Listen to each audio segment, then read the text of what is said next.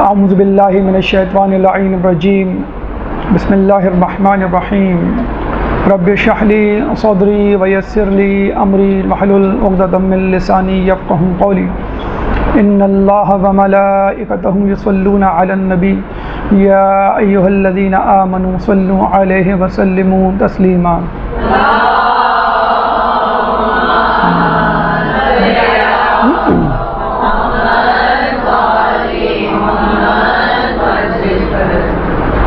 جیسے کہ آپ لوگوں کو معلوم ہے کہ 15 شعبان نیمہ شعبان شب بدھ کو ہے، اور انشاءاللہ ہم سب اس رات کو شب بیداری کریں گے، امام سے راز و نیاز کریں گے، امام کے نام عریضہ لکھیں گے، اور تمام شیعان علی پوری دنیا کے کونے کونے میں امام کے ظہور کی دعا کریں گے۔ لیکن اس کے ساتھ ساتھ یہ بھی ضروری ہے کہ جہاں امام کے ظہور کی دعا کی جائے وہاں خود امام کے ظہور کے لیے عملی طور پہ اپنے آپ کو تیار کیا جائے۔ اور آپ کو معلوم ہے کہ جب کسی چیز، کسی امتحان، کسی بڑے واقعے کی تیاری کی جائے تو اگر اس میں ایک کمپٹیشن کا پہلو یا عنصر داخل ہو جائے تو تیاری دو چند ہو جاتی ہے، آدمی مزید فعال ہو جاتا ہے، خصوصی طور پہ جب وہ یہ دیکھتا ہے کہ فلاں شخص، فلاں آدمی جو مجھ سے پیچھے تھا اور اس راستے پہ چلنے کا مسافر ہی نہیں تھا، وہ مجھ سے بہت آگے نکل گیا ہے یا آگے جا رہا ہے، تو آدمی اور زیادہ مستعد اور چاق و چوبند ہو جاتا ہے کہ یہ میرا استحقاق ہے کہ میں آگے نکلوں، کیونکہ میں پہلے سے اس راہ پر موجود ہوں اور امام کا حقیقی معترف ہوں، امام کی حقیقی معرفت رکھتا ہوں۔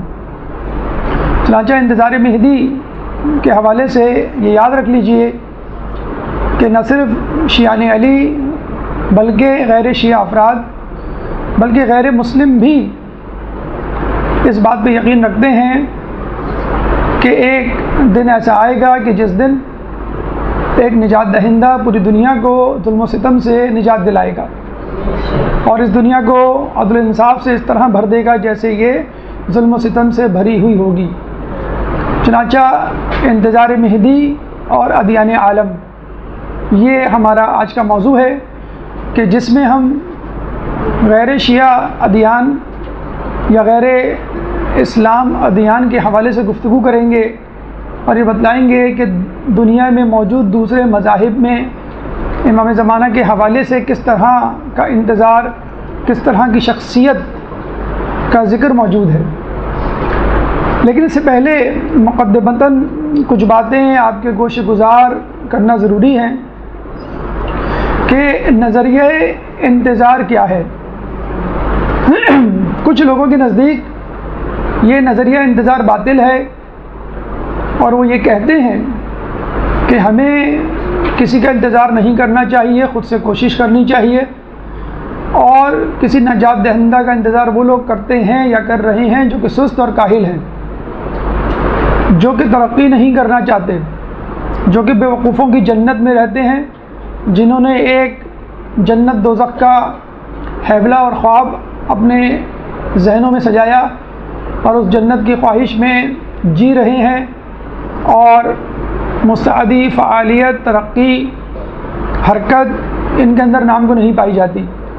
اس کا جواب سب سے پہلے سن لیجئے، وہ یہ کہ اگر امام کا انتظار کرنے والے جنت کے متلاشی اور متمنی لوگ سست اور کاہل ہیں تو ہم نے تو تاریخ میں یہ دیکھا ہے کہ انبیاء کا ساتھ دینے والے ہمیشہ یہی لوگ تھے جنہوں نے جنت کا خواب دیکھا، جنہوں نے امام زمانہ کا خواب دیکھا، اور تاریخ گواہ ہے کہ سب سے زیادہ مشکلات، پریشانی، صعوبتیں، ذلت، اہانت، قربانیاں انہی لوگوں نے دی ہے جن لوگوں نے انبیاء کا ساتھ دیا، جبکہ اس کے مخالف میں جو لوگ تھے وہ بادشاہوں، حکمرانوں، حوث پرستوں کے اعلی کار تھے اور ان کو صرف دنیا سے سروکار تھا، ان کو دنیا میں فساد پھیلانے سے سروکار تھا، جبکہ انبیاء کا ساتھ دینے والوں نے ہمیشہ دنیا میں امن قائم کرنے کی کوشش کی ہے۔ لوگوں کی مدد کرنے کی کوشش کی ہے، اپنا حصہ دوسرے لوگوں کو دینے کی کوشش کی ہے، لوگوں کو ظلم سے روکا ہے اور لوگوں سے ان کا حق ان تک پہنچایا ہے، لوگوں کو ان کا حق ان تک پہنچایا ہے۔ تو پہلی بات تو یہ کہ جو امام کا انتظار کر رہے ہیں وہ سست اور کاہل لوگ نہیں ہیں، بلکہ مستعد اور فعال لوگ ہیں، اور تاریخ اس بات کی گواہ ہے۔ اب وہ لوگ جو منتظر ہیں اور انتظار مہدی کے حق میں ہیں، اب ان کی دلیل سنیے۔ یہ تو دلیل تھی ان لوگوں کی جو منکر مہدی ہیں، جو کہتے ہیں کہ ہم کسی مہدی کو نہیں مانتے اور کوئی نجات دہندہ نہیں آئے گا، ہمیں خود کچھ کرنا ہے، اور یہ سب سست کاہلوں کی باتیں ہیں۔ اس کا جواب ہم نے مختصراً دے دیا۔ اب آئیے ان لوگوں کا نظریہ کہ جو کہتے ہیں کہ امام مہدی آئیں گے اور ہم ان کے منتظر ہیں۔ اس ضمن میں کسی آیت قرآنی اور روایت معصوم کو دینے کی ضرورت نہیں، کیونکہ ہمارے مخاطب وہ لوگ ہیں جو دین پہ یقین ہی نہیں رکھتے، جو قرآن پہ یقین ہی نہیں رکھتے، ایتھیسٹ لوگ، ملحد لوگ، کافر لوگ، دشمنان دین ہیں۔ تو ان کو ایک سادہ سا مختصر سا عقلی لاجیکل آنسر دینے کے بعد ہم گفتگو آگے بڑھائیں گے۔ وہ یہ کہ دیکھیں، دنیا میں ہر عاقل و بالغ اور سلیم الفطرت شخص یہ کہتا ہے کہ اگر نیکی برحق ہے، سچ بولنا صحیح ہے، دوسروں کے کام آنا ایک اچھی بات ہے، اللہ کی عبادت ایک اچھی صفت ہے، تو تمام نیکیاں اور خوبیاں ایک اچھی چیزوں میں شمار ہوتی ہیں، تو دنیا کا لیڈر، دنیا کا رہنما اس شخص کو ہونا چاہیے کہ جس میں ساری اچھی صفات موجود ہوں۔ ہر انسان، چاہے وہ اچھا یا برا، وہ چاہتا ہے کہ اس کا لیڈر، اس کا رہنما جس کے پیچھے وہ چل رہا ہے، وہ تمام نیکیوں کا، تمام صفات کا مالک ہو۔ جب بھی ہم دیکھتے ہیں کہ لوگوں نے ان لوگوں کا ساتھ دیا، نیک لوگوں نے ان لوگوں کا ساتھ دیا کہ جو نیکی اور تقوی کا ممبر، مرکز اور محور دے، مجموعہ دے۔ دنیا کے ہر زمانے میں نیک لوگوں کے گروہ نے اپنے اپنے زمانے کے نیک ترین انسانوں یعنی انبیاء کا ساتھ دیا، کیونکہ سب وہ یہ سمجھتے ہیں کہ دنیا پر نیکی کا، نیکوکاروں کا غلبہ ہونا چاہیے۔ اب رہا یہ سوال کہ نجات دہندہ کا انتظار ہونا چاہیے یا نہیں، نجات دہندہ ہونا چاہیے یا نہیں، ایسا رہنما لیڈر ہونا چاہیے جو لوگوں کو ظلم و ستم سے آزاد کروائے یا نہیں، تو ہم یہ کہتے ہیں کہ یہ تو خود آپ کے ذہن کے نہا خانوں میں بھی یہ بات موجود ہے۔ جو لوگ خدا پہ یقین نہیں رکھتے، جو اسلام کو نہیں مانتے، جو انبیاء کو نجات دہندہ نہیں کہتے، وہ بھی یہی کہتے ہیں کہ ہمارے ذہنوں میں ایک ایسا حیبلہ، ایک ایسا تخیل، ایسا خیالی کردار یا ہیرو تو ہے کہ جو لوگوں کو ظلم و ستم سے آزاد دلواتا ہے۔ جب بھی ہم دیکھتے ہیں کہ دنیا میں اس پر کہانیاں لکھی گئیں، ناولز لکھے گئے، موویز بنائی گئی، یہ جتنے بھی کردار ہم کو نظر آتے ہیں جو سپر نیچرل پاورز اپنے اندر رکھتے ہیں، یہی کردار اصل میں انسان کی اس تخیلاتی دنیا کا منہ بولتا ثبوت ہے۔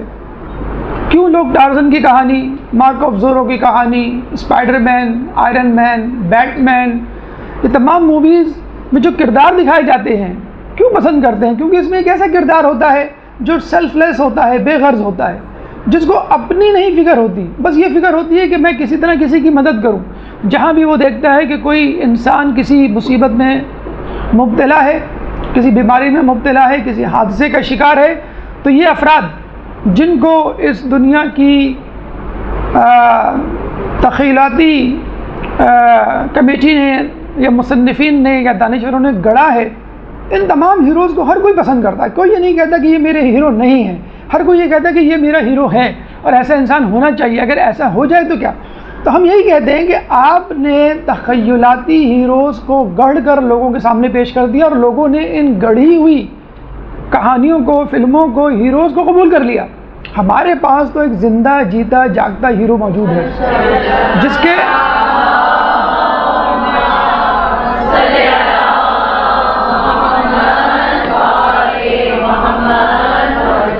کے اندر نہ صرف سپر نیچرل پاورز ہیں کہ وہ ایک جگہ سے دوسری جگہ پہنچ سکتا ہے، وہ ہر کسی کی مدد کر سکتا ہے، ہر کسی سے زیادہ طاقتور ہے، بلکہ اس کے اندر نیک صفات بھی موجود ہیں۔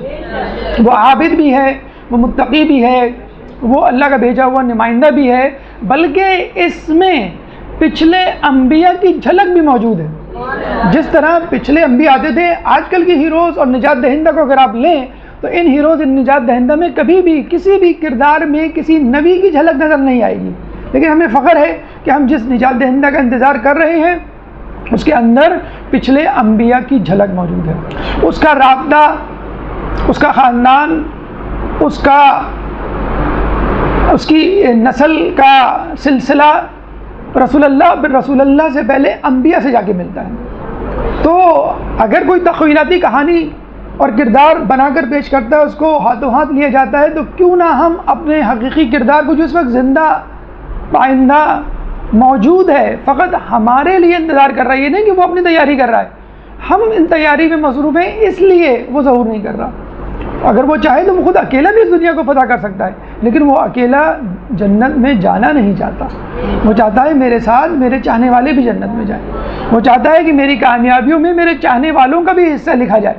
اگر میں کوئی ملک فتح کروں، دنیا کو عدل و انصاف سے بھروں، تو شیعان علی منتظرین امام مہدی کا نام بھی میرے ساتھ ساتھ شامل ہوں۔ یہ وہ فلسفی ہے، یہ وہ حقیقی کردار ہے جس کو ہم نے اپنے ذہن میں لیا ہوا ہے، اور یہ وہ لاجک ہے، یہ وہ عقلی دلیل ہے جس کی بنا پر ہم کہتے ہیں کہ ہم امام مہدی کو اور امام مہدی کا انتظار کرنے کو بجا طور پہ حق کہنے کے حقدار ہیں، اس کا استحقاق رکھتے ہیں کہ دنیا بھی اسی نجات دہندہ کی جسے کہتے ہیں کہ تلاش میں ہے۔ کبھی وہ مصنوعی طور پہ اس کو بنا کے پیش کر دیتی ہے، اور کبھی وہ بنا نہیں پاتی، جبکہ ہمارا کردار اللہ کی طرف سے بنا کر بھیجا گیا ہے۔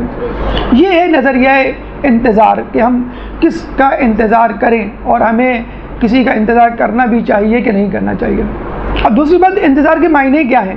اور لغوی حوالے سے انتظار کے معنی ہیں فکر مند ہونا، لغوی طور پہ انتظار کے معنی ہیں نا امیدی سے امید کی طرف دیکھنا، لغوی طور پہ انتظار کے معنی ہیں کسی چیز پر اپنی نگاہیں رکھتے ہوئے تیاری کرنا، کسی چیز یعنی شخصیت کا انتظار، کسی چیز یعنی کسی واقعے کا انتظار، مثلا امتحان کا انتظار کرتے ہوئے آپ اس کی تیاری کرتے ہیں، کسی مہمان کا انتظار کرتے ہوئے اپنے گھر کو آپ سجاتے ہیں، تو اس کو ہم انتظار کہتے ہیں۔ اگر اصطلاح میں ہم دیکھیں، یعنی جس بیک گراؤنڈ میں بات ہو رہی، جس پس منظر میں، تو ہم یہ کہیں گے کہ اس دن کا انتظار کہ جب ایک شخص اس دنیا کو عدل و انصاف سے اس طرح بھر دے گا جیسے یہ ظلم و ستم سے بھری ہوئی ہوگی۔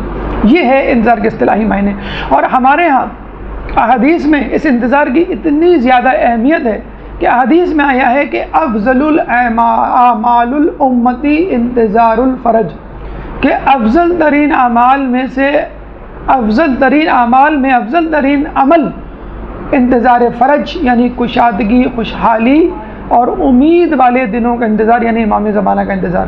اسی طرح افضل العبادہ انتظار الفرج، کہ افضل ترین عبادت امام مہدی یا انتظار فرج کا انتظار اور ان کے لیے پر امید ہونا ہے۔ اب یہ صرف کہ انتظار کی اقسام کیا ہے؟ انتظار کی دو اقسام ہیں، ایک منفی اور ایک مثبت۔ منفی انتظار یہ ہے کہ آپ ہاتھ پہ ہاتھ دھرے بیٹھے رہیں اور کچھ نہ کریں، فقط امام زمانہ کے بارے میں یہ سوچے بس وہ آئیں گے اور وہ سب کچھ کر دیں گے، میں کچھ نہیں کروں گا۔ اور کچھ لوگ تو یہ کہتے ہیں کہ چونکہ حدیث میں آیا ہے کہ یملأ الارض قسطا وعدلا کما ملئت ظلما وجورا، کہ وہ آ کر زمین کو عدل و انصاف سے اس طرح بھر دیں گے کہ جس طرح وہ ظلم و جور سے بھری ہوئی ہوگی۔ تو ہمیں چاہیے کہ ہم دنیا میں ظلم کریں، ہمیں چاہیے کہ ہم دنیا میں ظلم کو پروموٹ کریں اور گناہ کریں تاکہ دنیا بھر جائے۔ یقیناً امام اسی وقت ظہور کریں گے، لیکن اس صورت میں آنے کے بعد وہ سب سے پہلے اپنی تلوار سے آپ کی گردن اڑائیں گے، یعنی ان لوگوں کی گردن اڑائیں گے کہ جنہوں نے اس دنیا کو ظلم و ستم سے بھر دیا تھا۔ جبکہ دوسرا انتظار کیا ہے؟ متحرک انتظار، فعال انتظار، اور امام کے لیے اس طرح کے انتظار کے جس طرح کے امام کو مطلوب ہے، امام کو جو سپاہی مطلوب ہیں، امام کو جو افراد مطلوب ہیں، وہ صفات اپنے اندر پیدا کرنا، امام کے لیے گراؤنڈ تیار کرنا، امام کے لیے زمینہ فراہم کرنا، امام کے لیے مقدمہ تیار کرنا۔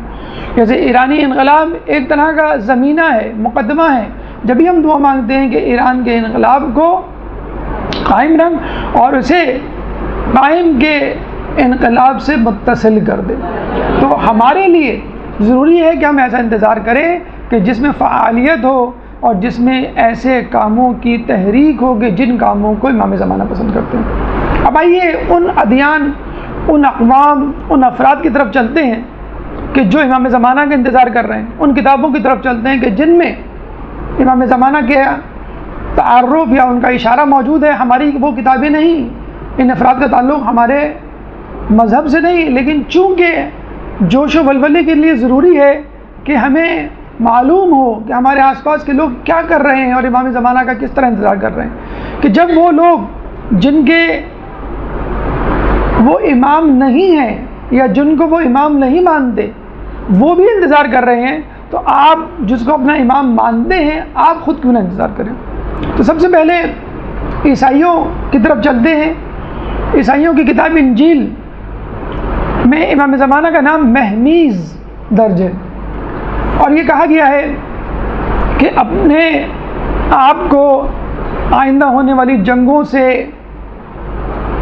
پریشان مت کرو اور دل گرفتہ مت ہو، کیونکہ یہ دنیا کا اختتام نہیں۔ اپنے چراغوں کو جلا کر رکھو اور اپنے مالک کا انتظار کرو۔ کتنے خوش نصیب ہیں وہ افراد کہ جو اپنے مالک کے آنے پر بیدار رہتے ہیں اور جن کا مالک انہیں بیدار دیکھے۔ آخری ایام میں حضرت عیسیٰ اور مہدی ظہور کریں گے، وہ دجال اور شیطان کو شکست دیں گے۔ اب آپ دیکھیے ان بائبل کی، ان انجیل کی سطروں میں وہی علامات پوشیدہ ہیں جو ہمارے یہاں موجود ہیں کہ آخری ہونے والی جنگوں میں دل گرفتہ نہ ہو۔ ہمیں بھی بتلایا گیا ہے کہ امام کے ظہور کے وقت ایک ایسی جنگ ہوگی، عالمی جنگ کی، جس میں 2/3 افراد مر جائیں گے۔ اسی طرح ہمیں کہا گیا ہے کہ رات اندھیری ہوگی، ظلم کی رات ہوگی، گناہ کا انبار ہوگا، لیکن آپ کو امید کی کرن جلا کے رکھنی ہے۔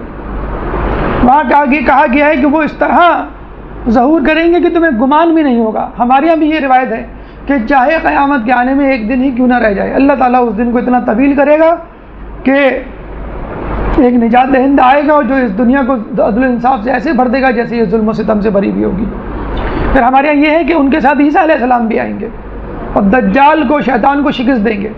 ہمارے یہاں روایتوں میں آیا کہ جب اللہ تعالیٰ سے شیطان نے یہ کہا تھا کہ مجھے وقت معلوم کی مہلت دے، تو وہ قیامت تک کی مہلت نہیں دی بلکہ ظہور امام زمانہ تک کی مہلت دی، کیونکہ اس کے بعد لوگ اس طرح راہ راست پر آ جائیں گے ایک روایت کے مطابق کہ لوگ شیطان کے جھانسے میں پھر دوبارہ نہیں آ پائیں گے۔ تو یہ وہ روایت ہیں جو انجیل میں موجود ہیں۔ اب اس کی توثیق، اس کی تصدیق اور اس کی تائید خود عیسائیوں کے موجودہ رویے سے آپ کر سکتے ہیں۔ عیسائیوں کا ایک بہت بڑا مفکر، عیسائی مصنف باب اوتھیل اپنی کتاب دا لاسٹ پوپ نامی کتاب میں لکھتا ہے کہ موجودہ پوپ فرانسس اس دنیا عیسائیت کے آخری پوپ ہیں اور اس کے بعد کوئی اور پوپ نہیں بنے گا۔ تو لوگوں نے کہا کیوں؟ تو اس نے بتلایا کہ وہ تمام نشانیاں اور علامات جو امام مہدی کی ہیں وہ ظاہر ہو چکی ہیں، ہونے والی ہیں، اور خود پوپ فرانسس جو اس وقت موجودہ پوپ ہے اس کی زندگی ہی میں وہ علامات پوری ہو جائیں گی اور عیسیٰ اور مہدی کا ظہور ہو جائے گا، اور اس کے بعد خود ان کی حکومت ہوگی، موجودہ پوپ فرانسس کی نہیں ہوگی۔ اور وہ خود یہ کہتا ہے کہ ایک موجودہ آنے والی جنگ اتنی شدید جنگ ہوگی کہ جس میں دنیا کی کثیر تعداد مر جائے گی، اور اس جنگ کو وہ نام دیتے ہیں آرماگیڈون۔ آپ کو یاد ہوگا کہ فرانس میں کچھ عرصے پہلے بم دھماکے، شوٹنگ کے واقعات اور ہجوم پر گاڑی چڑھا دینے کے واقعات ہوئے تھے جس میں کافی لوگ مر گئے تھے اور پے در پہ واقعات ہو رہے تھے۔ تو وہاں پر اس وقت موجود پوپ فرانسس نے باقاعدہ یہ اسٹیٹمنٹ کہا تھا، وہ اسٹیٹمنٹ خود میں نے اپنی آنکھوں سے پڑھا تھا، اور اس میں انہوں نے یہ کہا تھا کہ آرماگیڈون شروع ہو چکی ہے۔ عام عیسائی دنیا، مفکر، مصنف، دانشور تو یہ کہتے ہیں آرماگیڈون ہوگی، لیکن پوپ فرانسس نے یہ کہہ دیا ہے کب 2-4 سال پہلے جب فرانس میں یہ سب واقعات ہو رہے تھے، پوپ فرانسس نے یہ کہہ دیا ہے کہ آرماگیڈون شروع ہو چکی ہے، عالمی جنگ شروع ہو چکی ہے کہ جس میں ممالک ایک دوسرے کے خلاف نبرد آزما ہوں گے۔ اگر آپ غور کریں کہ دنیا میں اس وقت کہیں نہ کہیں جنگ چل رہی ہے، کسی نہ کسی ملک میں جنگ چل رہی ہے، اور اگر کوئی ملک اس جنگ سے خالی ہے، یعنی اس کے ملک میں یہ جنگ نہیں ہو رہی، تو وہ ملک خود اس جنگ میں شریک ضرور ہے. مثلا جنگ کہاں کہاں ہو رہی ہے؟ یمن میں ہو رہی ہے. جنگ جو ہے وہ لبنان میں ہو رہی ہے. جنگ جو ہے وہ عراق میں ہو رہی ہے. جنگ جو ہے وہ شام میں ہو رہی ہے. جنگ جو ہے وہ افغانستان میں ہو رہی ہے. کہاں نہیں ہو رہی؟ سعودیہ میں نہیں ہو رہی، لیکن سعودیہ یمن میں موجود ہے. کہاں نہیں ہو رہی؟ پاکستان میں نہیں ہو رہی، لیکن پاکستان خود وہ 40 یا 39 ممالک کے اتحاد میں موجود ہے. امریکہ میں نہیں ہو رہی، لیکن امریکہ خود جو ہے وہ شام میں میزائل گرا رہا ہے. فرانس اور انگلینڈ میں نہیں ہو رہی، وہ خود امریکہ کی نیٹو فورس کے ساتھ دنیا میں جنگ میں ملوث ہے. تو دیکھا جائے ڈائریکٹلی انڈائریکٹ دنیا کا ہر ملک، رشیا میں نہیں ہو رہی، رشیا خود کسی نہ کسی طرح، ایران میں نہیں ہو رہی لیکن ایران خود کسی نہ کسی جنگ میں موجود ہے، پراکسی وار جسے کہتے ہیں. تو دنیا خود آٹومیٹیکلی دو کیمپس میں ڈیوائڈ ہو چکی ہے. ایک وہ کیمپ ہے جس کا لیڈر امریکہ ہے، جس کے ساتھ یورپی ممالک ہیں، جس کے ساتھ آل سعود ہے، جس کے ساتھ دوسرے عرب ممالک ہیں جن کو آل سعود نے خرید لیا. اور دوسری طرف ایران اور وہ لوگ کہ جو ان ممالک کے، جو کہ امریکہ کے جھنڈے تلے یا امریکہ کی چھتری تلے جمع ہوئے ہیں، اس کے خلاف ہے. تو یہ وہ جنگ ہے جو شروع ہو چکی ہے. ظاہراً باقاعدہ جنگ شروع ہونا باقی ہے، لیکن آرماگیڈون شروع ہو چکی ہے. عیسائی مفکرین اور خود پوپ فرانسس یہ کہہ چکے ہیں کہ جنگ شروع ہو چکی ہے، اور پوپ فرانسس اس وقت اپنے دور کے آخری پوپ ہوں گے. خدا آیت اللہ بہجت یہ بات کہہ چکے ہیں کہ میں جوانوں نہیں، اپنے دور کے بزرگوں کو یہ خوشخبری سنا رہا ہوں کہ امام کا ظہور ہونے والا ہے. ایک درود پڑھ دے محمد علیہ.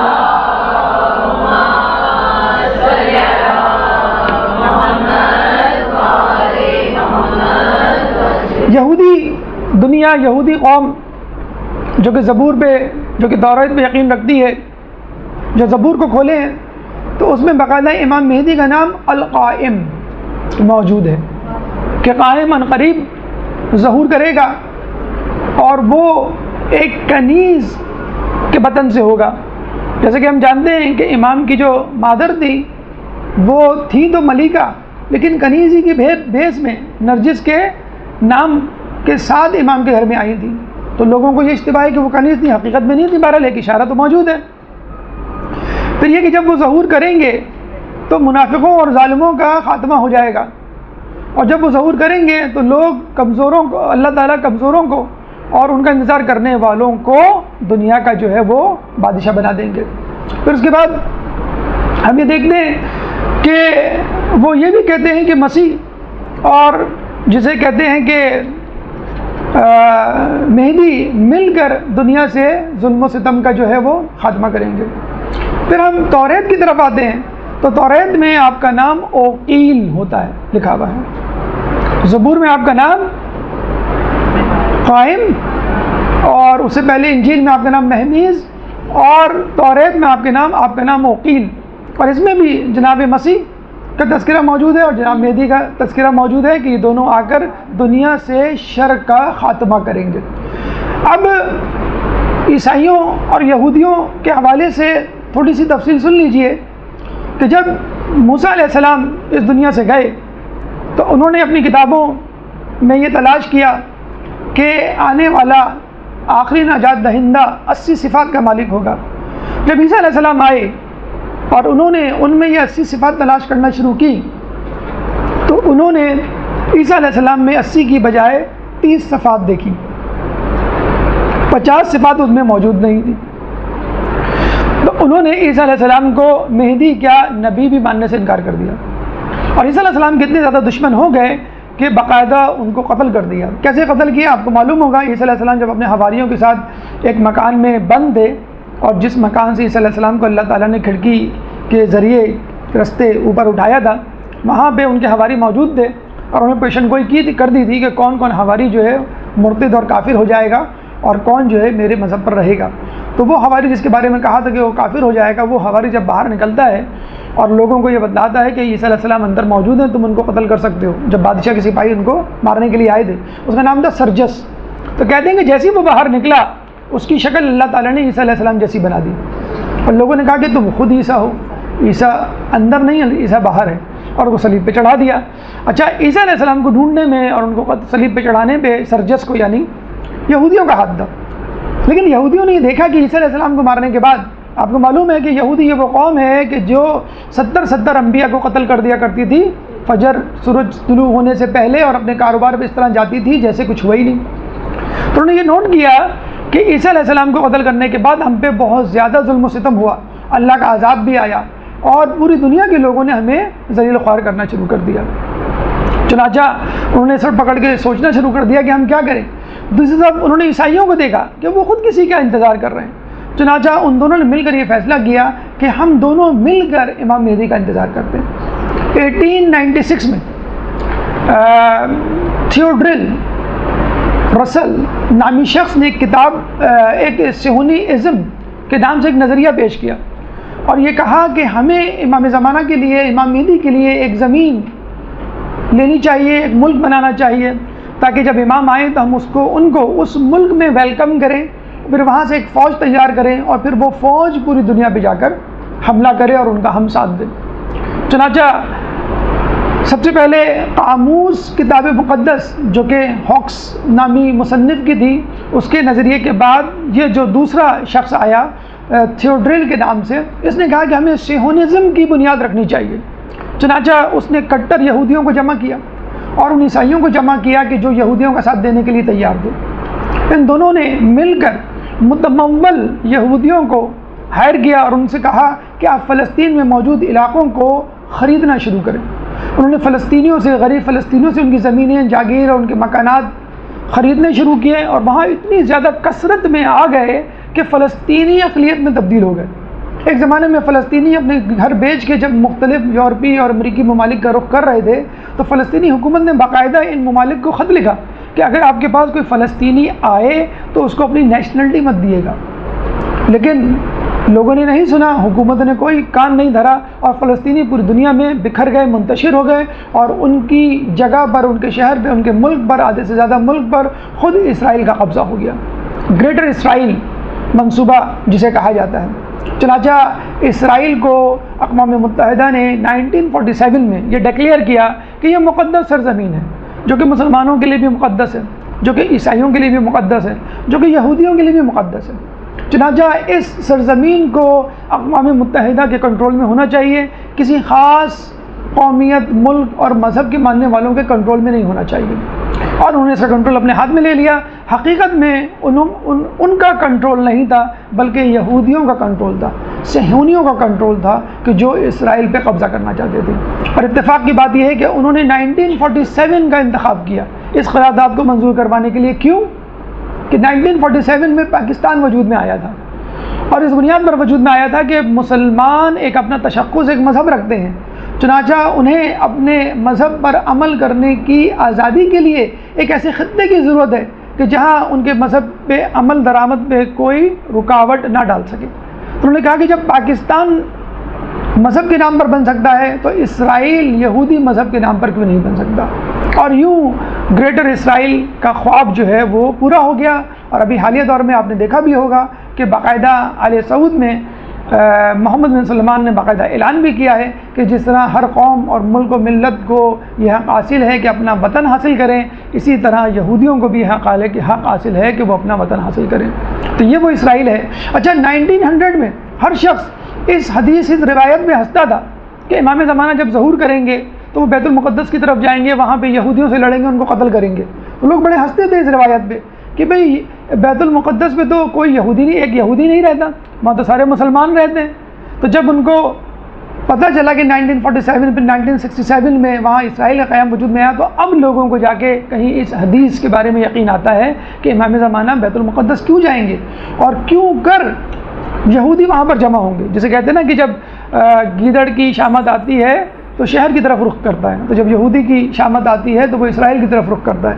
تو وہاں اسرائیل میں یہودی جمع ہی اس لیے ہو رہے ہیں کہ امام زمانہ کو دنیا کے کونے کونے میں جانے کی زحمت نہ برداشت کرنی پڑے، وہ اسرائیل ہی آ کر تمام یہودیوں کا جو ہے وہ قلع کما کر دیں۔ ایک درود پڑھ دیں محمد علی محمد۔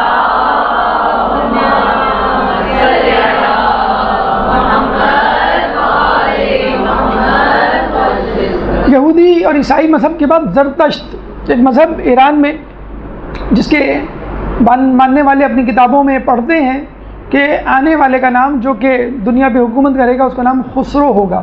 اچھا، مختلف کتابوں میں، مختلف مذاہب میں، مختلف اقوام میں، ادیان عالم میں امام زمانہ کے مختلف نام ہیں، لیکن فیچرز اسٹریٹجی، منصوبہ بندی اور ان کا کارنامہ یا ان کے کام وہی ہیں جو ہماری کتابوں میں، اور ہمارے یہاں زیادہ تفصیل سے اس کا تذکرہ موجود ہے، کیونکہ اوروں کی کتابوں میں، حتیٰ کہ غیر شیعہ مسلم کتابوں میں بھی امام کا اوریجن، امام کی ولادت، امام کا خاندان، امام کی نسل کا کوئی تذکرہ نہیں ہے، جبکہ ہمارے یہاں اس کی پوری تفصیل جو ہے وہ موجود ہے۔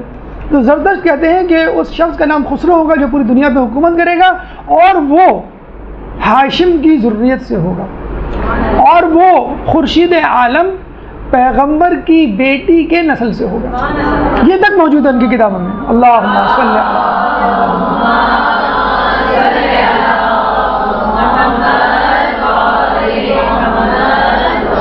پھر وہ کہتے ہیں کہ دنیا میں ہمیشہ سے اہریمان اور ایزدان کی جنگ چلتی رہی ہے۔ اہریمان یعنی شرپسند عناصر، اور ایزدان یعنی خیر والے عناصر، اور ہمیشہ اہریمان کو ایزدان پر فتح حاصل ہوتی رہی ہے، لیکن آخری زمانے میں ایزدان کے ساتھ اللہ کا نمائندہ اور اللہ کی نصرت بھی شامل ہو جائے گی، اور وہ ہمیشہ کے لیے اہریمان پر غالب آ جائیں گے، کیونکہ اہریمان دنیا کی تو طاقت ہے، آسمان کی نہیں، جبکہ ایزدان دنیا کی بھی طاقت ہے اور آسمان کی بھی طاقت ہے۔ تو یہ امام زمانہ کی طرف اشارہ ہے کہ جن کو خسرو کہا گیا، کہ جو ایزدان والوں کو سپورٹ کریں گے اور ان کے ساتھ جنگ کریں گے اور اہریمان کو ہمیشہ کے لیے شکست فاش دیں گے۔ خود ہندوؤں کی کتاب میں امام زمانہ کا نام منصور موجود ہے۔ منصور یعنی فتح حاصل کرنے والا، نصرت یا مدد کرنے والا۔ تو ان کے بارے میں کہا جاتا ہے کہ ان کے ہاں بہت سارے پیغمبر، خود ان کے پیغمبر جن کو یہ کہتے ہیں کہ یہ خدا کی طرف سے آئے ہوئے ہوں گے، شوقمنی ایک پیغمبر ان کا گزرا ہے کہ جس نے کہا کہ آخری دور میں ایک شخص آئے گا کہ جو اس پوری دنیا پر غلبہ حاصل کرے گا، اور پوری دنیا کے لوگ ایک مذہب پر جمع ہو جائیں گے۔ اب کس مذہب پر جمع ہو جائیں گے اس کا تذکرہ تفصیل سے ان کے پاس موجود نہیں۔ تو یہ مذاہب اس کے علاوہ دیگر چھوٹی چھوٹی اقوام جو مختلف ممالک میں بکھری ہوئی پڑی ہوئی ہیں، ان کے بھی کسی نہ کسی نام سے امام زمانہ، امام مہدی کا تذکرہ موجود ہے۔ مثلا ایران کے جو قدیم افراد ہیں جو بہت سالوں سے، ہزاروں سالوں سے وہاں موجود ہیں، ان کا یہ کہنا ہے کہ آخری زمانے میں ایک شخص جس کا نام آسپا گرز ہوگا وہ ظہور کرے گا کابل کے پہاڑوں میں۔ یہ سب کچھ موجود ہے پرنٹ آؤٹ کی صورت میں، اگر نہ بھی لکھیں تو کوئی ایسا فرق نہیں پڑے گا۔ تو آسپا گرز اس کا نام ہے جو کابل کے پہاڑوں میں اس وقت موجود ہے، اور 1,00,000 فرشتے اس شخص یعنی نجات دہندہ یا آسپا گرز کی حفاظت کر رہے ہیں، اور وہ سو رہا ہے، اور جب وہ جاگے گا تو پوری دنیا پر غلبہ حاصل کرے گا۔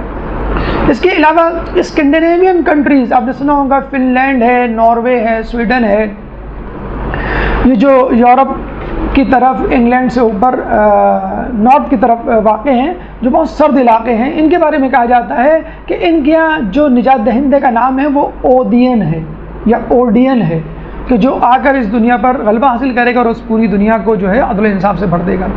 سینٹرل امریکہ، مرکزی امریکہ میں کوتز کوتل نامی شخص کا تذکرہ موجود ہے جو اس دنیا پر آ کر حکومت کرے گا، غلبہ حاصل کرے گا اور اس دنیا سے ظلم و ستم کو جو ہے وہ مٹا دے گا۔ چائنا کی قدیم آبادی کرشنا نام کے شخص کو اپنی کتاب میں پڑھتی ہیں کہ جب وہ آئے گا تو دنیا سے ظلم و ستم کا خاتمہ کر دے گا۔ اسی طرح یونانی قوم کے بارے میں کہا جاتا ہے کہ کالو یبرگ نامی شخص آئے گا کہ جو برائیوں کا خاتمہ کرے گا اور برے لوگوں کو اس دنیا سے مٹا دے گا۔ اس کے بعد ہمارے ہی مذہب اسلام سے تعلق رکھنے والے غیر شیعہ مسلک کا نظریہ آپ کو معلوم ہے کہ وہ بھی امام مہدی پر یقین رکھتے ہیں، لیکن وہ یہ کہتے ہیں کہ امام زمانہ یا امام مہدی امام حسن علیہ السلام کی نسل سے ہوں گے، اور جس طرح امام حسن علیہ السلام نے حاکم شام سے معاہدہ کر کے یا صلح کر مسلمانوں میں اتحاد قائم کیا اور مسلمانوں کے دو گروہوں کو لڑائی کرنے سے روکا، اسی طرح جب امام مہدی آئیں گے تو وہ اپنے جد امام حسن کی طرح مسلمانوں کے دو گروہوں کو، شیعہ اور غیر شیعہ گروہوں کو متحد کر دیں گے، اور ان کے درمیان لڑائی ہمیشہ کے لیے ختم ہو جائے گی، اور یہ دونوں متحد ہو کر ان لوگوں کے خلاف جنگ کریں گے کہ جو اسلام کے خلاف ہوں گے۔ بہرحال غیر شیعہ مذاہب میں، غیر شیعہ اقوام میں، غیر شیعہ ادیان میں امام زمانہ کا نام، امام زمانہ کے کارنامے یا ان کی خصوصیات کسی نہ کسی طور پہ مندرج ہیں لیکن ہمارے پاس جو تفصیلات ہیں وہ پوری مکمل تفصیل ہیں. جیسے پچھلے درس میں ہم نے بات کی تھی کہ امام زمانہ کی ولادت، پھر امام زمانہ کا غائب ہونا، پھر ان کا غیبت صغریٰ میں جانا، پھر ان کا غیبت کبریٰ میں جانا، اس کے بعد اپنے نائبین کے ذریعے رابطہ رکھنا، موجود مجتہدین اور مرجع اکرام ہیں ان سے کسی نہ کسی طور پہ رابطے میں رہنا. اور پھر جب وہ ظہور کریں گے تو اس سے پہلے غیر حتمی علامات کیا ہیں، اور پھر ظہور سے عین چند دن پہلے حتمی علامات کیا ہوں گی، اور جب وہ ظاہر ہوں گے تو کن کے خلاف جہاد کریں گے، کن لوگوں کو جو ہے اس دنیا سے واصل جہنم کریں گے، ان کی حکومت کا طرز زندگی اور طرز فکر کیا ہوگا، اور لوگ ان کا کس طرح ساتھ دیں گے، اور اس وقت ان کی غیبت میں ہمیں ان کا کس طرح ساتھ دینا چاہیے. ایک درود پڑھ دیں محمد والے محمد.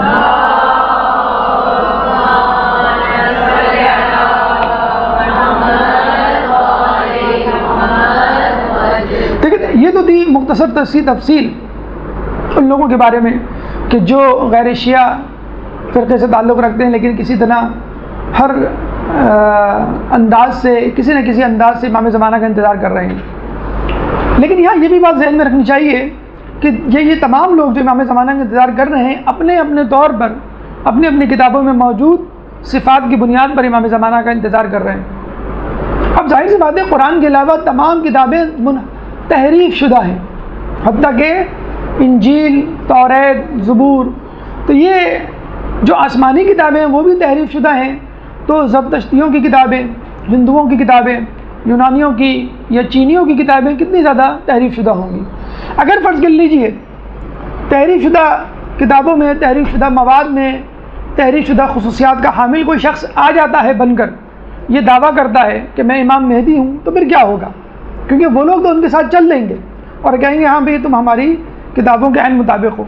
تو یہاں یہ آپ کو بتلانا مقصود ہے کہ لوگوں نے نظریہ مہدی یا مہدویت کا غلط فائدہ اٹھایا ہے. جس طرح انبیاء کے بعد جھوٹے نبی اور ان کے دعوے دار پیدا ہوئے، اسی طرح امام زمانہ کے ظہور سے پہلے، ان کی آمد سے پہلے ان کے دعوے دار شروع ہو جائیں گے. نبیوں کے بارے میں دیکھیں ان کے جانے کے بعد دعوے دار پیدا ہوئے، لیکن یہاں امام زمانہ کے ظہور سے پہلے امام مہدی کے دعوے دار شروع ہو جائیں گے. کہتے ہیں کہ اچھا یہ باقاعدہ ایک چیپٹر ہے، باقاعدہ ایک موضوع ہے، ایک ڈسکشن کا عنوان ہے المہدیون کے نام سے. اگر آپ انٹرنیٹ پہ جائیں تو المہدیون کے نام سے باقاعدہ ایک عنوان ہے جس کے تحت اس پہ بحث ہوتی ہے کہ کن کن لوگوں نے کن کن مقامات پر کن حالات میں اپنے امام زمانہ ہونے کا جو ہے وہ دعویٰ کیا. خود مسلمانوں میں نہیں، عیسائیوں اور یہودیوں میں بھی ایسا ہوا ہے کہ مختلف زمانوں میں مختلف لوگوں نے امام مہدی ہونے کا دعویٰ کیا ہے. عیسائیوں میں اب تک 12 جعلی یا جھوٹے مہدی پیدا ہو چکے ہیں اور ان کا رد ہو چکا ہے، وہ اپنے کیفر کردار کو پہنچ چکے ہیں. اسی طرح یہودیوں میں 24 امام زمانہ کے جھوٹے دعوے دار پیدا ہو چکے ہیں جنہوں نے اپنے آپ کو امام مہدی کا جو ہے وہ دعویٰ کیا تھا لوگوں کے سامنے، اور وہ اپنے کیفر کردار کو پہنچ چکے ہیں. خود مسلمانوں میں امام مہدی کے دعوے دار پیدا ہوتے رہے ہیں اور مزید پیدا ہوں گے. خود امام زمانہ کے حقیقی ظہور سے پہلے بھی کہتے ہیں کہ امام مہدی کا دعویٰ کرنے والوں کی کثرت ہوگی. اب یہاں پر ہم آپ کے سامنے چند جھوٹے دعوے داران مہدی کا تعارف کروا رہے ہیں تاکہ آپ یہ سمجھیں کہ اگر کوئی شخص اپنے تئیں امام مہدی ہونے کا دعویٰ کرتا ہے تو کس نوعیت کا، کس خصوصیت اور کن خصوصیات کا اور کس بیک گراؤنڈ کا مالک ہو سکتا ہے. کہ یہ نہ ہو کہ جب امام زمانہ ظہور کریں اور آپ ان کو چھوڑ کے ان امام زمانہ اس امام مہدی کی طرف چلے جائیں کہ جو جھوٹا دعوے دار ہے، جیسے آج کل ہو رہا ہے. پاکستان جیسے جاہل معاشرے میں بہت سارے ایسے دعوے دار مل جائیں گے جو مختلف کرامات یا جھوٹے معجزوں کی بنیاد پر جو ہے وہ لوگوں کو اپنا گرویدہ بنا لیتے ہیں. اچھا جن لوگوں پر امام مہدی کا لوگوں کو شک ہوا یا جن لوگوں نے امام مہدی کا دعویٰ کیا، ان کی 3 اقسام بتائی جاتی ہیں. پہلی اقسام تو ان لوگوں کی ہے کہ جو صالحین میں سے تھے، متقی پرہیزگار لوگوں میں سے تھے، اور انہوں نے کبھی بھی امام مہدی کا دعویٰ نہیں کیا. یہ لوگ تھے کہ جنہوں نے ان کو امام مہدی بنا دیا اور مشہور کر دیا ان کے منع کرنے کے باوجود. نمبر 1 مثلا محمد حنفیہ مشہور کر دے گئے امام مہدی نے، حالانکہ وہ امام مہدی نہیں تھے۔ 7ویں امام کے بارے میں مشہور کر دیا گیا، حالانکہ وہ امام مہدی نہیں تھے۔ بہت سارے ابھی اس کی مثالیں میں آپ کو دوں گا۔ دوسرے نمبر پہ وہ افراد ہیں کہ جنہوں نے خود اپنے تئیں امام مہدی ہونے کا دعویٰ کیا عزت، دولت، شہرت اور اقتدار کی لالچ میں، جیسے مہدی ابن منصور جو کہ بنو عباس کا بادشاہ تھا، اس کے بیٹے نے یہ دعویٰ کیا۔ تیسرے نمبر پہ اس قسم کے لوگوں کا نام آتا ہے کہ جن کو استعمار نے استعمال کیا، برٹش گورنمنٹ نے خصوصی طور پہ استعمال کیا، مثلا علی باب جو بہائی مذہب کا بانی ہے، مثلا مرزا احمد قادیانی جس کو برٹش گورنمنٹ نے سپورٹ کیا۔ تو یہ وہ افراد ہیں جن پر مہدی ہونے کا شبہ کیا گیا یا جنہوں نے خود سے اپنے طور پہ مہدی ہونے کا دعویٰ کیا۔ تو چند مثالیں آپ کے سامنے تاکہ آپ کے اذہان میں یہ بات رہے کہ لوگ کس طرح مہدی بن جاتے ہیں یا کس طرح لوگ دوسروں کو مہدی بنا دیتے ہیں۔ درود پڑھ دیں محمد والے محمد۔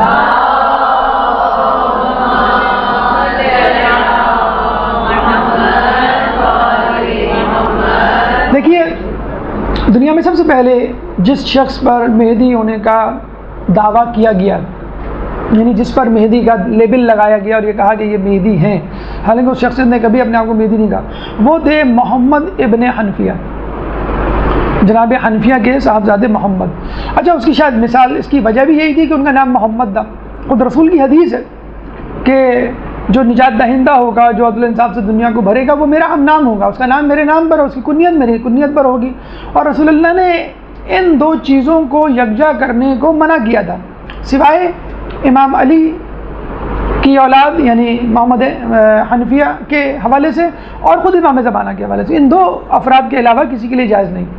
لیکن جب محمد ابن حنفیہ آئے اور وہ ظاہر متقی پرہیزگار شخص تھے، اس زمانے میں لوگوں نے جو ہے ان کی طرف جھکاؤ جو ہے ظاہر کیا، اور جب ان کا انتقال بھی 80 ہجری میں ہو گیا، اور یہ کہتے ہیں کہ لوگوں نے یہ مشہور کر دیا کہ وہ کوہ رضوی نامی پہاڑ پر چلے گئے اور دو شیر ہیں جو ان کی حفاظت کر رہے ہیں، اور یہ دوبارہ ظہور کریں گے اور دنیا کو عدل و انصاف سے بھر دیں گے۔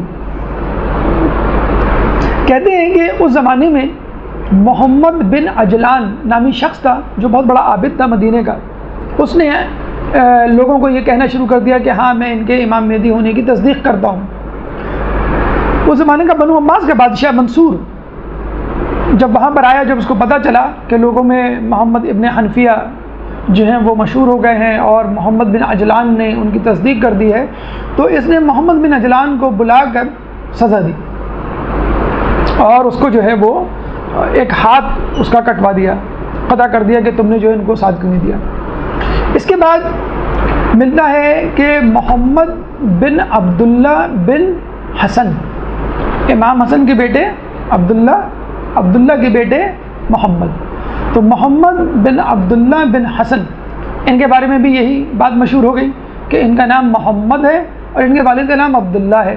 تو اس شباہت کی وجہ سے انہوں نے کہا کہ یہ بھی رسول اللہ کے ہم نام ہوئے اور یہ جو ہے یہی امام مہدی ہیں، محمد ابن حنفیہ نہیں تھے۔ تو محمد بن عجلان نے ان کے لیے کہا تھا، محمد حنفیہ کے لیے نہیں بلکہ ان کے لیے، کس کے لیے؟ محمد بن عبداللہ بن حسن کے لیے، کیا میں ان کی تائید کرتا ہوں۔ تو منصور دوانقی نے ان کا ہاتھ قطع کروا دیا اور یہ کہا کہ یہ تمہاری سزا ہے۔ اس کے بعد ایک اور شخص کو پکڑ کے لایا گیا جو تھا محدث، بہت بڑا عالم تھا، محدث محمد بن عبداللہ۔ جب اس کو پکڑ کے لایا گیا تو اس سے پوچھا گیا محدث عبداللہ بن جعفر، تو اس نے کہا کہ میرے ساتھ بھی یہی ہوا ہے کہ میں نے بھی اشتباہ کیا، میں بھی سمجھا کہ ان کا نام محمد ہے، ان کے والد کا نام عبداللہ ہے، چنانچہ میں بھی یہ سمجھا کہ یہ مہدی ہے۔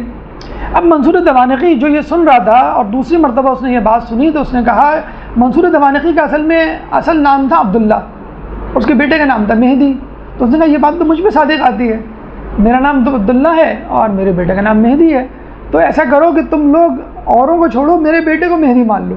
اور اس نے اپنے بیٹے کو یعنی مہدی کو کہہ دیا کہ یہ وہ مہدی ہے جس کا جو ہے روایتوں میں تذکرہ ہے اور یہی جو ہے وہ دنیا کو عدل و انصاف سے بھر دے گا۔ تو دیکھیں لوگوں نے کس طرح اپنے آپ کو، محمد حنفیہ قصوروار نہیں تھے، بے قصور تھے، اسی طرح محمد بن عبداللہ بن حسن وہ بھی قصوروار نہیں تھے، لیکن ان کو دیکھ کر ان کو تو امام مہدی لوگوں نے بنایا تھا، لیکن یہ نظریہ دیکھ کر یا بھاپ کر منصور نے کہا کہ میرا بیٹا مہدی یہ ہے حقیقی مہدی۔ اس کے بعد اسماعیل بن محمد بن اسماعیل بن امام صادق، چھٹے امام کے جو بیٹے تھے اسماعیل، اور اسماعیل کے جو بیٹے تھے محمد۔ آپ کو معلوم ہے جناب اسماعیل پہ لوگوں نے یہ اشتباہ ظاہر کیا تھا کہ یہ امام ہے، کیونکہ بڑا بیٹا امام ہوتا ہے، اور جو امام موسیٰ کاظم تھے وہ ان کے بعد ان کا نمبر آتا ہے۔ تو ان کا انتقال جو ہے امام جعفر کے زمانے میں ہو گیا۔ کن کا؟ اسماعیل کا۔ تو امام جعفر نے یہ کہا بھی تھا لوگوں کو، دیکھو امامت سے متعلق خدا کی حجت جس طرح اس وقت واضح ہوئی ہے، اس سے پہلے کبھی نہیں ہوئی تھی۔ یعنی جس کو تم امام سمجھ رہے تھے اس کا انتقال میری زندگی میں ہو گیا، یعنی واقعتاً حقیقتاً یہ امام نہیں ہے بلکہ امام موسیٰ کاظم ہے۔ لیکن کچھ لوگوں نے بدستور اصرار کیا کہ نہیں یہی ہے۔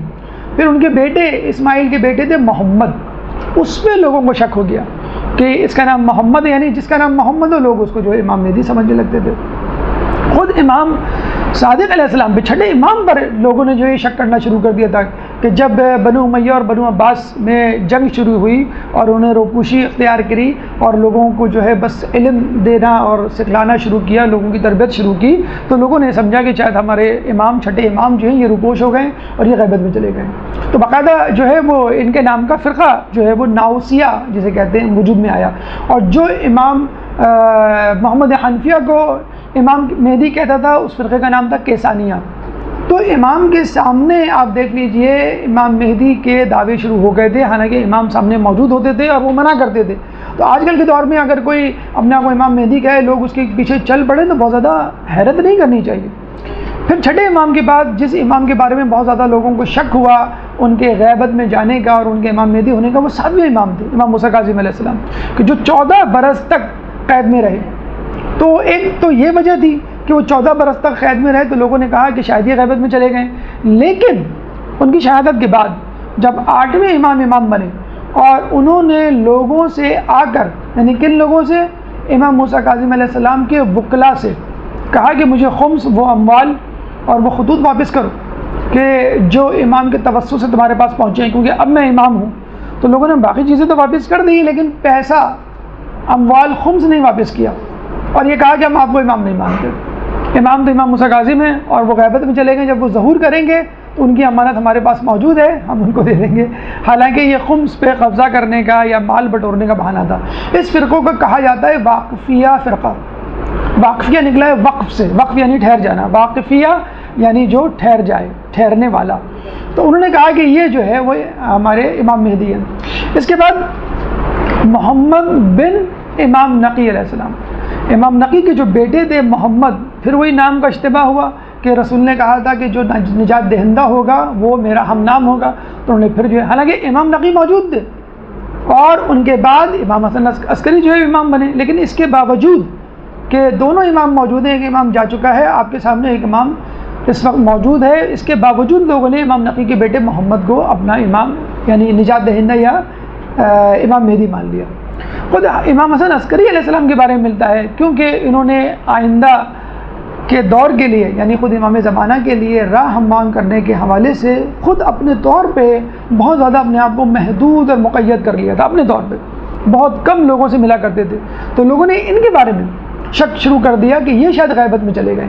اچھا، جب ولادت ہوئی تھی 12ویں امام کی تو وہ بڑی خفیہ ولادت تھی، ہم نے آپ کو بتایا تھا، بہت کم لوگوں کو، بہت ہی قریبی لوگوں کو بتایا تھا، عام پبلک کو نہیں بتایا تھا، تو جو کمزور ایمان کے تھے یا فتنہ پھیلا سکتے تھے، تو وہ بھی ان کی تعداد کثیر تھی۔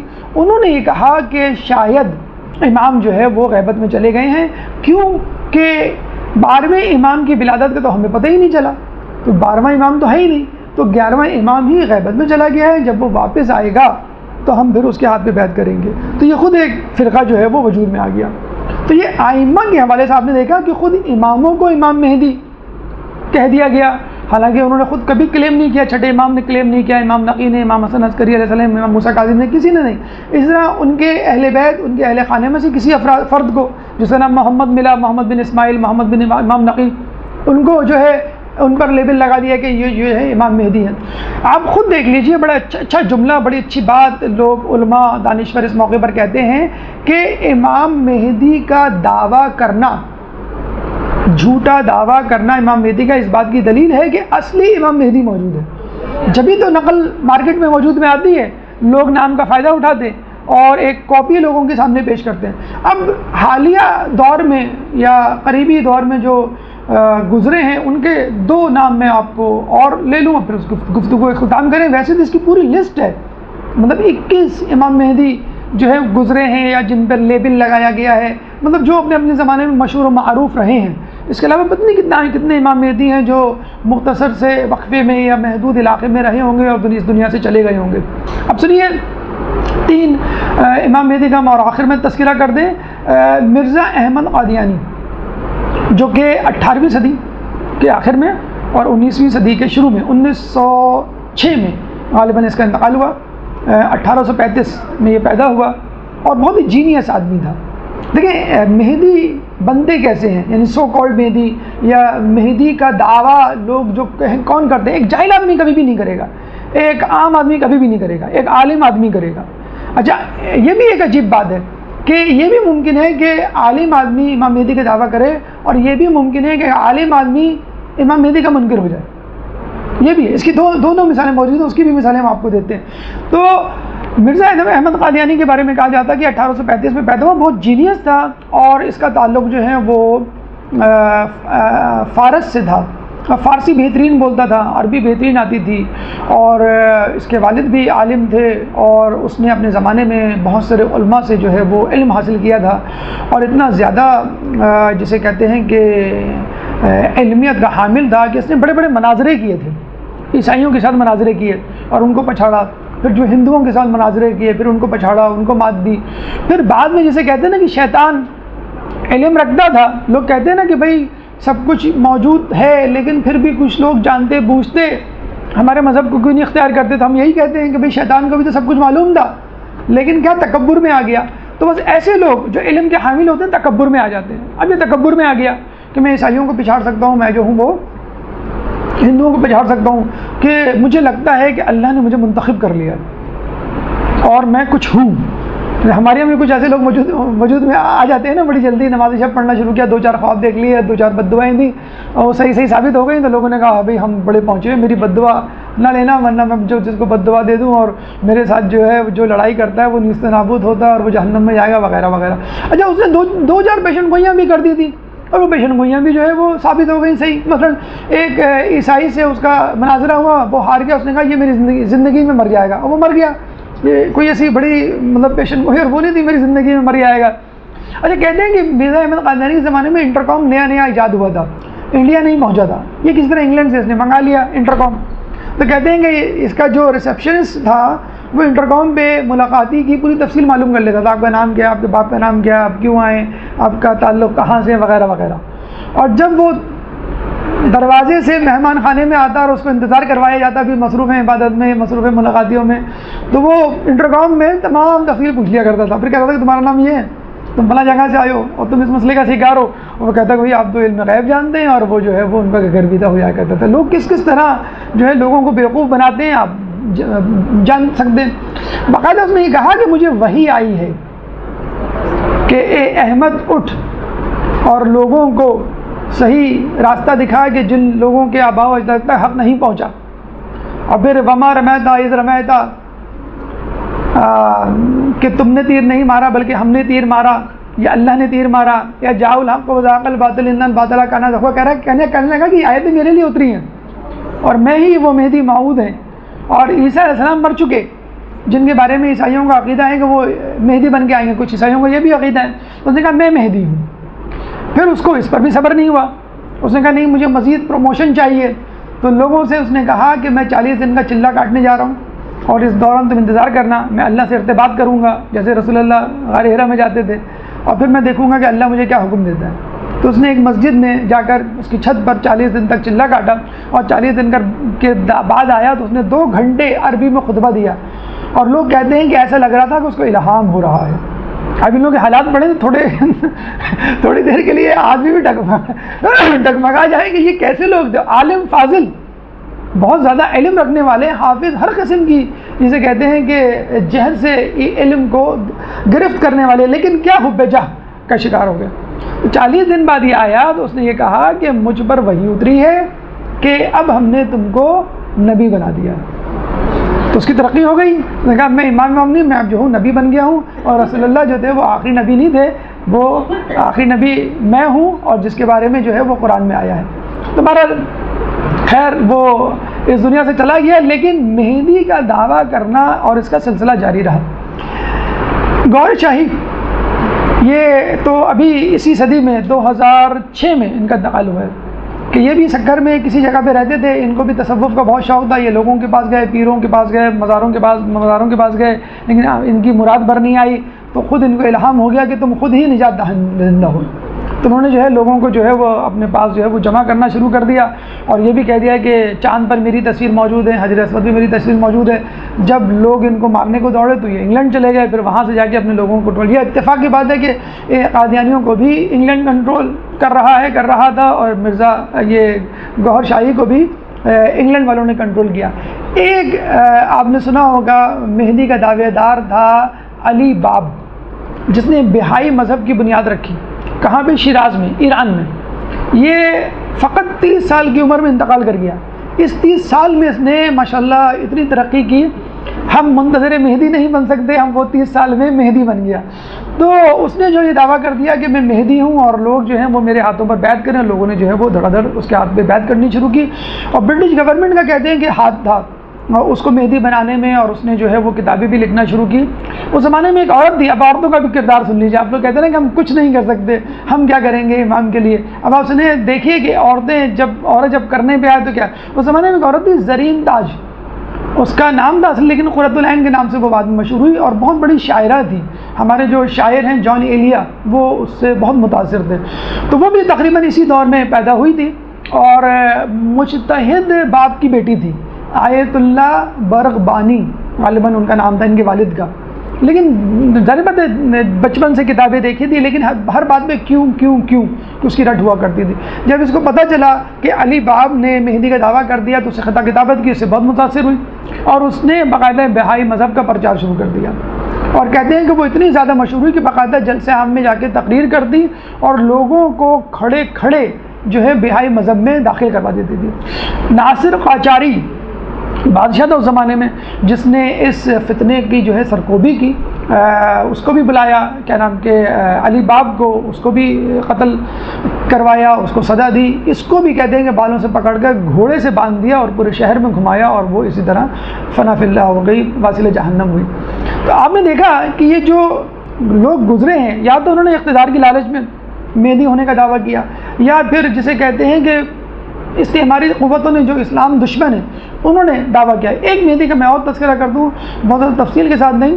1979 میں شاید آپ نے سنا ہو، 1979 میں خانہ کعبہ پہ قبضہ ہوا تھا، اور اس قبضے کے لیے پاکستانی کمانڈوز گئے تھے، اور انہوں نے وہ قبضہ جو ہے وہاں سے بچایا تھا. تو جہنی قبیلہ تھا سعودی عرب کا، اس نے وہاں پہ قبضہ کیا تھا، اور محمد جہومنانی یا محمد جہنی نامی شخص نے اپنے امام مہدی ہونے کا دعویٰ کر دیا تھا کہ میں امام مہدی ہوں اور میرا ظہور ہو چکا ہے، اور میں جو ہوں دنیا میں عدل و انصاف دوں گا. کیونکہ عدل و انصاف تو خود سعودیہ میں نہیں ہے.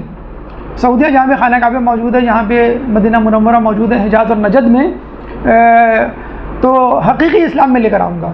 تو جو آل سعود تھے عبدالعزیز کے اولادوں میں سے، انہوں نے کہا کہ ہم نے 1930 میں سعودیہ پہ قبضہ تو کر لیا ہے، اور آل سعود کو اس کا مسئول بھی بنا دیا ہے، لیکن حقیقی اسلام تو ہم بہرحال نہیں لا سکے. عبدالوہاب کی بنیاد پر ہم نے تھوڑا بہت محبی مذہب تو پھیلا دیا ہے، لیکن وہ ایک فرقہ واریت کے طور پر ہم نے اس کو پھیلایا ہے، لیکن حقیقی اسلام تو نہیں ہے.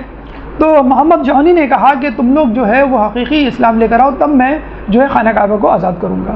تو کہتے ہیں کہ پاکستانی کمانڈوز گئے تھے اور باقاعدہ جو ہے وہ اس کو آزاد کروایا تھا خانہ کعبہ کو. پھر اس نے کہا تھا کہ اب ہم جو ہے حقیقی طور پہ اسلام کو متعارف کروائیں گے. 1979 میں جو سعودیہ میں انقلاب آیا تھا، آج محمد بن سلمان اسی انقلاب کو وائنڈ اپ کر رہا ہے. اور کہہ رہا ہے کہ ہم اس انقلاب کو واپس لیتے ہیں، ہمیں آزادی کی طرف جانا ہے، ہمیں لبرلائزیشن کی طرف جانا ہے۔ وہابی مذہب جو ہم نے امریکہ اور استعمار کے کہنے پر پھیلایا تھا وہ اب ہم نہیں پھیلائیں گے، اب جو ہے ہم لوگوں کو ایک ماڈریٹ اور روشن خیال مسلمان کے طور پر متعارف کروانا چاہتے ہیں۔ تو اب دیکھیے کہ دنیا میں جتنے نشیب و فراز آئے امام مہدی کے حوالے سے یا نبیوں کے دعوے داروں کے حوالے سے، وہ کتنے خطرناک تھے اور لوگوں کی ایک کثیر تعداد گمراہ ہوئی ہے۔ جب سامری کے کہنے پر 6 لاکھ میں سے 5.5 لاکھ افراد گمراہ ہو سکتے ہیں تو ہم لوگوں میں سے افراد کیوں نہیں گمراہ ہو سکتے؟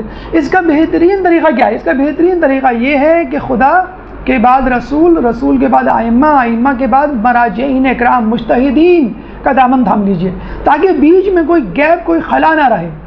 دیکھیں پانی یا حملہ اسی وقت سے ہوتا ہے جب کوئی مورچہ خالی ہو۔ خدا موجود ہے، خدا کے بعد انبیاء موجود ہیں، انبیاء کے بعد رسول اللہ، رسول اللہ کے بعد ائمہ، ائمہ کے بعد نائبین۔ ائمہ کے نائبین کون ہیں؟ مجتہدین ہیں۔ اگر آپ نے ان سے رابطہ توڑ لیا اور اپنے آپ کو خود ساختہ طور پہ مجتہد قرار دے دیا، اپنے طور پہ یہ کہہ دیا کہ نہیں میں یہ سمجھتا ہوں کہ ایسا ہونا چاہیے، ویسا ہونا چاہیے، تو اگر آپ مجتہد بھی بن جائیں گے تو شیطان آپ کو ہائی جیک کر لے گا۔ کمال حیدر بشیر نجوی کے کلاس فیلو، امام مہدی کا منکر۔ ہم نے کہا نا عالم دین ہو کر آدمی مہدی کا دعویٰ کر دیتا ہے، یہاں عالم دین ہو کے آپ امام مہدی کا انکار کر رہے ہیں۔ آیت اللہ دفاعی، مجھے جو نام یاد پڑتا ہے، امام خمینی کے کلاس فیلو، وہ امام مہدی کا منکر۔ احمد قبانچی نجف میں مدرسہ چلا رہا ہے، اپنے آپ کو جو عالم دین کہتا ہے، وہ امام مہدی کا منکر۔ تو ایسے ایسے لوگ قوم اور نجف میں رہتے ہوئے یا تو امام مہدی کا انکار کر رہے ہیں یا خود امام مہدی ہونے کا دعوے دار ہو رہے ہیں۔ تو جب یہ لوگ راہ حق سے ہٹ سکتے ہیں تو اگر ہم نے تھوڑی سی بھی غفلت، تھوڑی سی بھی بے توجہی کا اظہار کیا یا مظاہرہ کیا غیر ذمہ داری کا، تو ہم بھی ان میں سے کسی میں شامل ہو جائیں گے۔ میں آپ کو چھوٹی سی مثال دیتا ہوں کہ ابھی کچھ دنوں پہلے صدام حسین کی تدفین پر مشتمل ایک واٹس ایپ ویڈیو سرکولیٹ ہو رہی ہے۔ بڑے مزے سے لوگ کہہ رہے ہیں کہ دیکھیے ان کو 12 سال بعد اپنے آبائی گاؤں میں دفنایا گیا، لاش صحیح سلامت ہے اور چہرے پہ ویسا ہی نور جو مرتے وقت تھا۔